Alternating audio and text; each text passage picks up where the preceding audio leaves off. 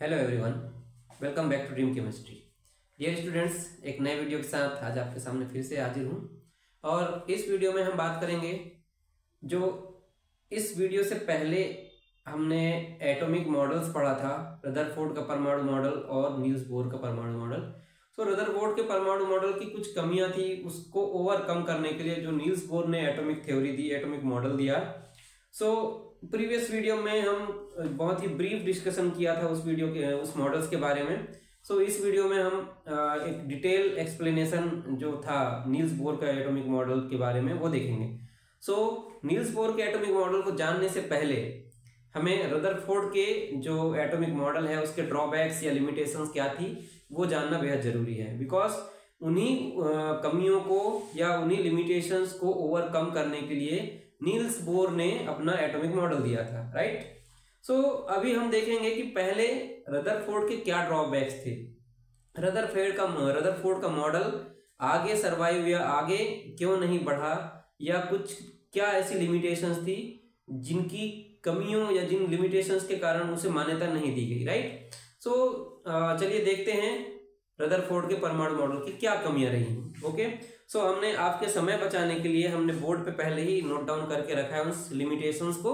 बहुत तरीके के लिमिटेशंस, बहुत सारे एजुकेटर्स, बहुत सारे बुक्स में अलग अलग तरीके से उन्हीं चीजों को एक्सप्लेन किया गया है, बट हमने कोशिश किया है कि एज पॉसिबल एज शॉर्ट आपके लिए हम लेकर आए। सो पहला लिमिटेशन जो था, रदरफोर्ड के परमाणु मॉडल ने बहुत सारी चीजें तो हमें बहुत अच्छे तरीके से एक्सप्लेन कर चुके थे, लेकिन कुछ कुछ ऐसी कमियां रह गई जो उनके द्वारा एक्सप्लेन नहीं की गई और वही उनकी जो असफलता का कारण बना, राइट। सो देखते हैं जरा पहला जो अपना ड्रॉबैक कहें या लिमिटेशंस कहें इस मॉडल का।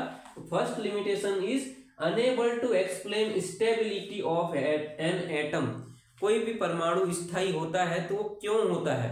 एक्चुअली उन्होंने जो परमाणु मॉडल जो दिया था उसमें जो थ्योरी उन्होंने बताई, ओके, उनके अकॉर्डिंग ऐसा था कि इलेक्ट्रॉन जो होते हैं वृत्ताकार कक्षा में गति करते हैं, राइट। इस तरीके से अगर आप देखना चाहें तो एक हमारा जो न्यूक्लियस है, ठीक है, यहां बताते हैं एटम है ये, अगर ये इस तरीके से न्यूक्लियस है और यहाँ ये इसकी सर्कुलर पाथ है, ठीक है, तो वो किस जगह पे मूवमेंट कर रहा है, यहाँ मूवमेंट कर रहा है, राइट, इस जगह पे मूवमेंट कर रहा है। तो अगर वो मूवमेंट कर रहा है तो इस तरीके से उसकी स्पीड बढ़ेगी, इस तरीके से इसकी स्पीड बढ़ेगी, और हो सकता है ये मूवमेंट करते करते इसका एक्सेलरेशन आएगा। क्या होगा? एक्सेलरेशन, ओके, उसकी स्पीड जो होगी वो फास्ट होगी। तो एक्सेलरेशन जब होगा तो इस तरीके से इसकी स्पीड बढ़ेगी, ओके, इस तरीके से इसका स्पीड बढ़ जाएगी। और जब कोई पार्टिकल या कोई भी पार्टिकल जब मूवमेंट करता है, एक्सेलरेशन होता है, तो उसकी एनर्जी का लॉस होता है, इमिट करता है, एनर्जी लॉस होगी इसकी, ओके, एनर्जी लॉस होगी, ठीक है। एनर्जी जब लॉस होती है किसी भी पार्टिकल की, मूविंग पार्टिकल की, तो क्या होगा, ये ऐसा जो घूम रहा है, ठीक है, ये इलेक्ट्रॉन जो यहाँ घूम रहा है, अब वो प्रॉपर ना घूमते हुए धीरे धीरे इसकी स्पीड कम होगी और इस तरीके से इसकी स्पीड कम होकर के ये यहाँ पर फॉल डाउन होगा, गिर जाएगा, ओके। तो जब गिर जाएगा तो उसका अस्तित्व खत्म हो जाएगा एटम का। इस तरीके से रदरफोर्ड के परमाणु मॉडल में जो उन्होंने बताया था, तो उसके अकॉर्डिंग वो गिरना चाहिए, यहाँ वो गिरना चाहिए, बिकॉज जब कोई पार्टिकल एक्सेलरेशन में होता है तो उसकी एनर्जी का लॉस होना लाजमी है एज पर फिजिक्स, ओके। सो इस दौरान तो इसका इलेक्ट्रॉन जो है वो मूव करते हुए अपने पथ से हट करके वो कहाँ जाना चाहिए? नाभिक की ओर। और नाभिक की ओर अगर चला जाता है तो उसका अस्तित्व समाप्त हो जाएगा और इस तरीके से एटम भी स्टेबिलिटी नहीं शो कर पाएगा, राइट। सो इस तरीके से एटॉमिक मॉडल जो था रदरफोर्ड का, वो ये चीज समझाने में असफल रहा कि परमाणु तो स्थायी है, लेकिन क्यों, उसका क्या रीजन है, what is the reason behind that, कि वो एटम जो है वो स्टेबल है, ओके, जबकि उन्हें वो उस पर्टिकुलर थ्योरी के अकॉर्डिंग एटम जो होगा वो अनस्टेबल हो सकता है, ओके। सो इसी चीज को बाद में ओवरकम किया गया, किसके द्वारा? बोर के एटॉमिक मॉडल के द्वारा, राइट। अब अगला मॉडल देखते हैं हम, unable to explain how electrons are arranged in a circular path. Circular path में वो कैसे अरेंज है, या तो वो यहां अरेंज है जैसे ये सर्कुलर पाथ है, ओके, तो किस जगह पे है, वो उसकी कोई भी यहाँ ऐसी स्पेस हो सकता है, कहीं भी पाया जा सकता है इलेक्ट्रॉन, उनके अकॉर्डिंग ऐसा फिक्स स्पेस नहीं बताया गया, जबकि बोर ने इस चीज को भी सॉर्ट आउट कर दिया। ओके, तो रदरफोर्ड ने ये जरूर बताया था कि सर्कुलर पाथ है, इलेक्ट्रॉन सर्कुलर पाथ में मूवमेंट करता है, लेकिन कैसे करता है, कितने फिक्स्ड अमाउंट में इसकी जो सर्कुलर्स हैं, सर्कल्स हैं, वो कैसे होंगे कि इस तरीके से, चाहे तो वो यहां भी हो सकता है, यहां भी हो सकता है, यहां भी हो सकता है, किसी भी जगह में हो सकता है, according to Rutherford atomic theory. Okay, atomic model. ठीक है, इस तरीके से उन्होंने ये नहीं समझा पाया कि वो किस तरीके से सर्कुलर पाथ में अरेंज है इलेक्ट्रॉन। ओके, यहाँ हमने हिंदी में भी और इंग्लिश में दोनों लैंग्वेज मेंटेन करने की कोशिश की है, ताकि हमारे इंग्लिश के स्टूडेंट्स और जो हिंदी मीडियम वाले स्टूडेंट हैं, इन दोनों को किसी प्रकार की परेशानी ना हो। ओके, सो नोट्स अवेलेबल रहेंगे आपके पास, बोर्ड से आप नोट डाउन कर सकते हैं, हमने पहले ही व्यवस्था कर रखी है। ओके, आगे देखते हैं। थर्ड जो ड्रॉबैक था हमारा, जो रदरफोर्ड का एटॉमिक मॉडल था, स्पेक्ट्रम के बारे में। ओके, वहां पर रदरफोर्ड के मॉडल में ये बताया गया कि स्पेक्ट्रम जो होता है, स्पेक्ट्रम क्या होता है, आप फिजिक्स के अकॉर्डिंग समझे अगर, तो देखें जरा, कोई भी एक व्हाइट कलर की जो लाइट होती है, व्हाइट रेज जो होती है, वो किसी अगर सोर्स से गुजारी जाए तो उसका स्पेक्ट्रम जो होता है, वो कलर्स जो होते हैं वो प्राप्त होते हैं। तो जब एटम के अंदर से स्पेक्ट्रम देखा गया तो वो लीनियर स्पेक्ट्रम था। कैसा स्पेक्ट्रम था? लीनियर। लीनियर मींस जब कोई एक लाइट सोर्स होता है, जैसे हाइड्रोजन गैस को मान लीजिए, यहाँ पे हाइड्रोजन गैस ली गई। ओके, यहाँ ट्राई करते हैं। Okay, right. सो ये हमारा एक यहाँ हाइड्रोजन गैस फिलअप कर दी गई, यहां से हमारे व्हाइट लाइट का सोर्स प्रोवाइड किया गया। देन जब इसका स्पेक्ट्रम मिला तो स्पेक्ट्रम को इधर किसी पर्दे पे प्राप्त किया जाता है। ओके, सो कंटिन्यूअस जो होता है, जो स्पेक्ट्रम होना चाहिए वो कैसा होना चाहिए? कंटिन्यूअस होना चाहिए। इस तरीके से कंटिन्यूअस होना चाहिए था एज पर रदरफोर्ड लॉ, लेकिन इसमें जो स्पेक्ट्रम था वो कंटिन्यूअस नहीं था, वो लाइन स्पेक्ट्रम था। कैसा था? Line spectrum. और वो उसका रीजन ये रहा कि यहां में से कुछ प्रकाश के जो रंग होता है, या कोई जो पर्टिकुलर कण होते हैं, पर्टिकुलर वेव्स होती हैं, उनको वो एब्जॉर्ब कर लिया गया, और एब्जॉर्प्शन के बाद में एक लाइन स्पेक्ट्रम प्राप्त हुई। तो ये एक क्वांटम फिजिक्स है, इसको थोड़ा सा डिटेल में फिजिक्स में पढ़ाया जाता है, तो हम अभी मोटा मोटा एक नॉलेज ले रहे हैं, इसके बारे में ज्यादा डिटेल में नहीं जाएंगे। ओके, सो जो स्पेक्ट्रम जो था वो कैसा मिला आपको? कंटिन्यूअस नहीं मिला, और उसके जगह में लीनियर मिला। ओके, तो इस तरीके के ड्रॉबैक थे, उन्हें उससे ओवरकम करने के लिए आगे जो है वो नील्स बोर के द्वारा अपना एटॉमिक मॉडल दिया गया। नील्स बोर के एटॉमिक मॉडल के बारे में हम आगे देखते हैं और इसके पोस्टुलेट को समझते हैं कि नील्स बोर ने किस तरीके के पोस्टुलेट जो है वो दिए, और उसको हम कैसे समझते हैं। ठीक है, सो पहला पोस्टुलेट आप समझ सकते हैं। देखिए, पोस्टुलेट नंबर 1 है, atom has a centre which is called nucleus.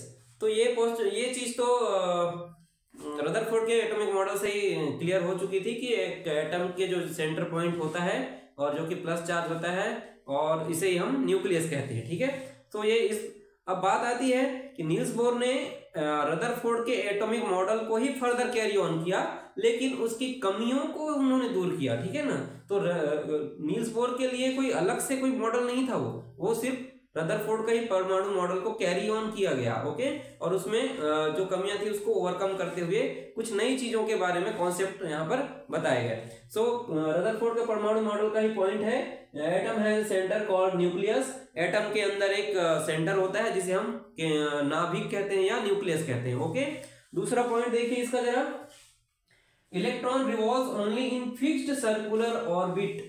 जैसे कि रदरफोर्ड ने बताया था कि electron revolves in circular orbit, circular orbit में इलेक्ट्रॉन मूव कर रहे हैं, ऐसा रदरफोर्ड ने बताया था। लेकिन कहां, किस पोजीशन पे? तो यहां पर इन्हें एक टर्म जोड़ दिया, फिक्स्ड सर्कुलर ऑर्बिटल्स। तो सर्कुलर ऑर्बिटल्स कैसी होंगी? फिक्स्ड होंगी। जिस तरीके से ये ऑर्बिट, यहां पर ये ऑर्बिट है, दिख रहा होगा आपको, तो ऐसा नहीं कि सर्कुलर ऑर्बिट यहाँ यहीं के यहीं होगा या आसपास कहीं होगा, ऐसा नहीं। वो एक फिक्स्ड इंटरवल में ऑर्बिट पाया गया। कहां पाया गया? फिक्स्ड इंटरवल में ऑर्बिटल पाया गया, ऑर्बिट पाया गया, और इसी तरीके से दूसरा ऑर्बिट भी इसी फिक्स्ड इंटरवल में पाया गया होगा। सो इस तरीके से उन्होंने उसका जो पाथ है उसको फिक्स कर दिया कि ठीक है, इसका पाथ है उसको जो बोर के एटॉमिक मॉडल में फिक्स्ड बताया गया। ठीक है, तो ये जो प्रॉब्लम थी रदरफोर्ड के एटॉमिक मॉडल में कि कहां पाया जाएगा, position of an electron has not explained, so इसमें यहां पर एक्सप्लेन कर दिया गया, राइट। ठीक है, ये मेरे ख्याल से आपको क्लियर हो गया होगा ये पॉइंट कि एटॉमिक जो थ्योरी है नील्स बोर की, उसमें बताया गया कि इलेक्ट्रॉन जो है फिक्स्ड सर्कुलर पाथ में मूव करता है, जिससे उसके पोजीशन फिक्स होगी। एक इंटरवल के बाद में एक न्यू ऑर्बिट जो है वो देखने आपको मिलेगा। ठीक है, यहां तक मुझे लगता है क्लियर होगा। अब नेक्स्ट मूव ऑन करते हैं थर्ड नंबर पे। ठीक है, थर्ड नंबर जो है बहुत इंपॉर्टेंट, ये फिजिक्स के अकॉर्डिंग अगर देखें तो फिजिक्स का पार्ट आप कह सकते हो। क्वांटाइज्ड कंडीशन के बारे में बताया गया। ये नया पोस्टुलेट था, ये न्यू पॉइंट था, नया कॉन्सेप्ट था, ताकि इसके एनर्जी के बारे में बताया जा सके, इनके क्वांटाइज्ड एनर्जी के बारे में बता सके। सो इलेक्ट्रॉन रिवॉल्व ओनली इन दो सर्कुलर पाथ या orbits for which the angular momentum, यहां पर एंगुलर मोमेंटम को इंट्रोड्यूस किया गया। ठीक है, एंगुलर मोमेंट का इंट्रोडक्शन यहां पर होता है, और इलेक्ट्रॉन वहीं उस ऐसे पाथ में रिवॉल्व करता है, वो ऐसे सर्कुलर ऑर्बिट्स में रिवॉल्व करता है जिसके लिए एंगुलर मोमेंटम L, ठीक है, एंगुलर जो मोमेंटम L है वो इंटीजर मल्टीपल ऑफ h/2π है। इंटीजर मल्टीपल है किसके, h/2π के, जो एंगुलर मोमेंटम L होता है। एंगुलर मोमेंटम आप फिजिक्स में पढ़ेंगे कि किस तरीके से मूवमेंट होता है एक इलेक्ट्रॉन का उसके सर्कुलर पाथ में, तो उस तरीके से देखा जाएगा। Okay, so angular momentum L जो होता है उसकी वैल्यू होती है mvr।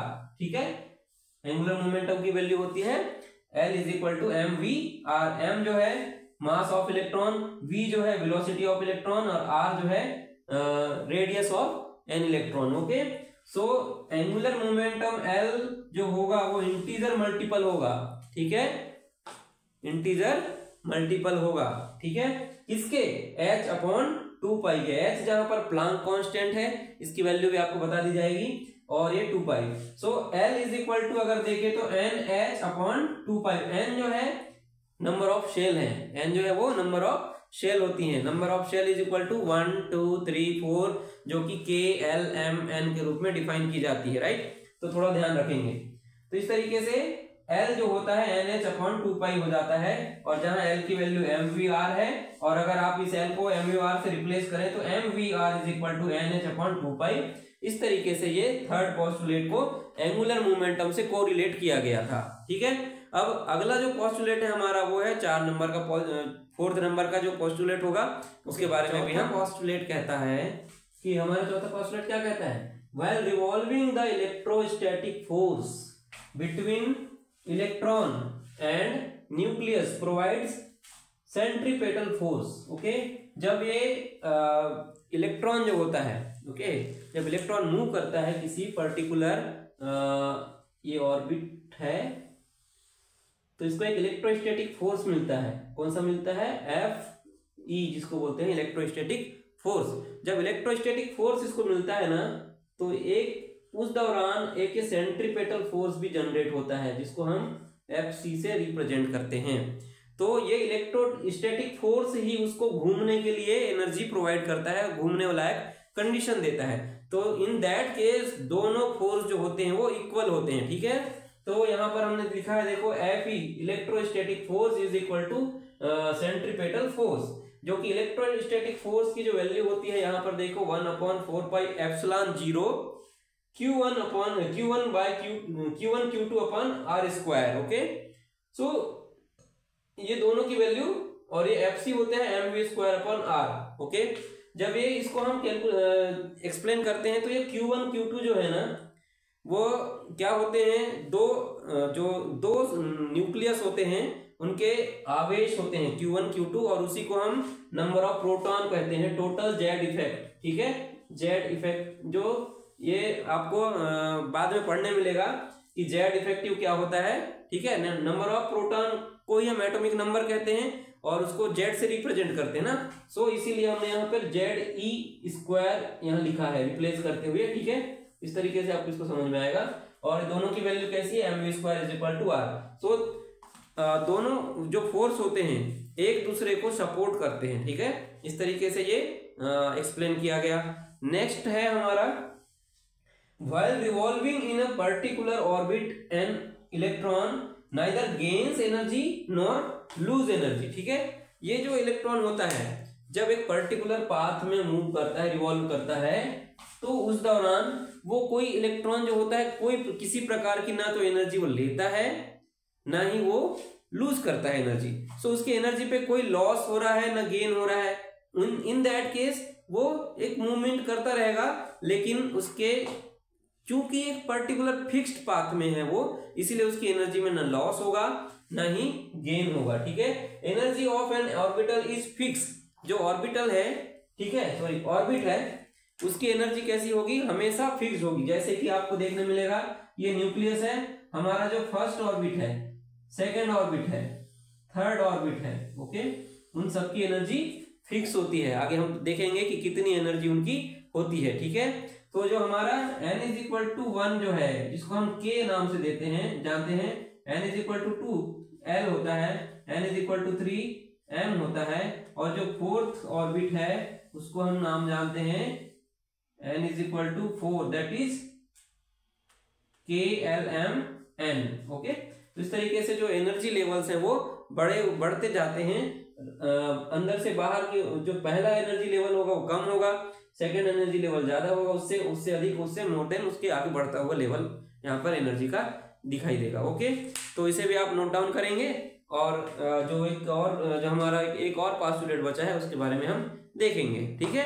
तो इस तरीके बात करते हैं 6 पोस्टुलेट की, और जो कहता है कि electron can accept and can lose energy, okay. So इससे पहले हमने 5th वाला जो पोस्टुलेट पढ़ा था जस्ट इसके अपोजिट था, बिकॉज वो फिक्स्ड जो ऑर्बिटल थे और जो फिक्स्ड ऑर्बिट थे, जो उसके लिए था कि फिक्स्ड ऑर्बिट में अगर वो रिवॉल्व कर रहा है तब वो कोई किसी प्रकार के ना गेन होगा ना इलेक्ट्रॉन में एनर्जी लूज होगी, ठीक है। बट इन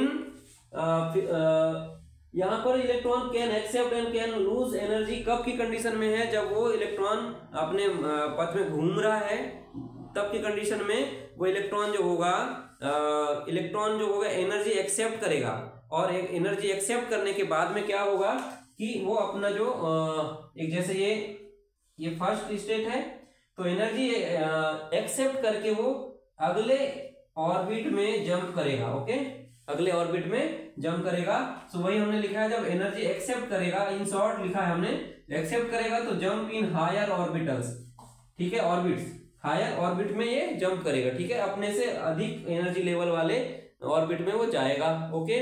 लेकिन जब वो इलेक्ट्रॉन इमिट करेगा एनर्जी, या छोड़ेगा या उत्सर्जन करेगा, एनर्जी का उत्सर्जन होगा या उनका एनर्जी लॉस होगी, तो वो क्या करेगा, इस हायर लेवल से निचले लेवल पे गिरेगा, ठीक है। इस तरीके से इसके लॉस एनर्जी होते हैं, और गेन एनर्जी होने की कंडीशन में ये गेन एनर्जी में जंप करेगा। और जब एनर्जी इमिशन होगी एनर्जी की, ठीक है, एनर्जी जब इमिट करता है ये, उस दौरान वो क्या करेगा, अपने हायर लेवल से निचले लेवल, जैसे ये वाली जो ये वाला ऑर्बिट है, ऊपर वाला ऑर्बिट है, जैसे इलेक्ट्रॉन एनर्जी लॉस करता है तो वो जंप करेगा, फॉल डाउन करेगा नीचे वाले लेवल में, ठीक है। तो इस तरीके से आप समझ सकते हैं, ओके। तो आप यहाँ एनर्जी अब कैसी होती होगी इन इलेक्ट्रॉन्स की, किस जो ऑर्बिट है उनकी एनर्जी फिक्स होती है, तो वो कितनी होती होगी, देखिए। तो फर्स्ट एनर्जी लेवल जो सेल है, ओके, जो फर्स्ट सेल है उसकी एनर्जी होती है -13.6 इलेक्ट्रॉन वोल्ट। कितनी होती है, -13.6 इलेक्ट्रॉन वोल्ट, ओके। अब यहाँ पर अगर आप इसको इसमें -13.6 इलेक्ट्रॉन वोल्ट में 10.2 ऐड कर देंगे, ओके, कितना ऐड कर देंगे, 10.2, तो हर एनर्जी लेवल का जो गैप है ना वो 10.2 है। कितना गैप है, 10.2 2 इलेक्ट्रॉन वोल्ट का गैप पाया जाता है, फिक्स होती है जो कि वैल्यू, ठीक है। इस तरीके से उन्होंने पहले बोला था कि इनके जो एनर्जी लेवल है वो फिक्स होते हैं, ठीक है। इस तरीके से 6 पोस्टुलेट जो हैं वो बोर के एटॉमिक मॉडल को एक्सप्लेन करते हैं और बहुत हद तक के जो लिमिटेशंस थी, जो प्रॉब्लम थी, उनको सॉर्ट आउट करते हैं। बट स्टिल इस मॉडल में भी कुछ ना कुछ कमियां रही हैं जिसको हम नेक्स्ट वीडियो में कवर अप करेंगे। सो इस वीडियो में जो एक्सप्लेनेशन था हमने कोशिश किया है कि जितना हो सके शॉर्ट में, बिकॉज ना जो थ्योरीज हैं इनके बहुत सारे जो एक्सपेक्टेशन हैं, ठीक है, क्वांटम फिजिक्स है, स्पेक्ट्रा है, जो इलेक्ट्रोमैग्नेटिक पॉइंट ऑफ व्यू से भी अगर हम इसको देखें, बहुत सारी चीजें हैं जो कि एक वीडियो में सम अप करना बहुत कठिन होता है। ये इसका एरिया बहुत ब्रॉड है, ठीक है। तो कोशिश की जाती है, बहुत सारे एजुकेटर्स हैं जो कोशिश करते हैं कि उनको बहुत ही शॉर्ट मेथड से और तरीके से एक्सप्लेन करने का, तो वही हमने भी किया है। हो सके तो आपको ये चीजें समझ में आई होंगी। जो हिंदी मीडियम वाले स्टूडेंट्स हैं, यहाँ भी बोर्ड पे हमने हिंदी में अभी कुछ ज्यादा नोट्स नहीं दिया है, लेकिन आप देखेंगे वीडियो के इन बिटवीन अगर हो सके तो हम उसके हिंदी नोट्स भी आपके लिए अवेलेबल करा देंगे। तो इस वीडियो में अब तक इतना ही। हाँ, एक बात और, अगर आपको हमारे पढ़ाने का तरीका, जो हमारे वीडियोस अगर आपको अच्छे लगते हैं तो प्लीज वीडियो को लाइक भी करें और जितने आपके फ्रेंड्स हैं उन तक भी इसको शेयर करें, जिससे उनका भी फायदा हो। हमारा प्रयास है कि आप 11th क्लास के जितने भी स्टूडेंट्स हैं उनके लिए बहुत ही अच्छी बेसिक जो केमिस्ट्री है उसको हम आपके तक पहुंचाएं, आपका नॉलेज इनहेंस करें। सो हमारा ये प्रयास है कि आप तक हम पहुंचे, ओके।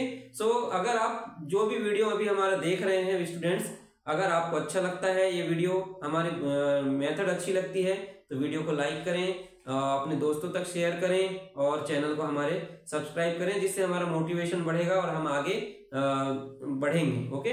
तो इस वीडियो में इतना ही। Thank you.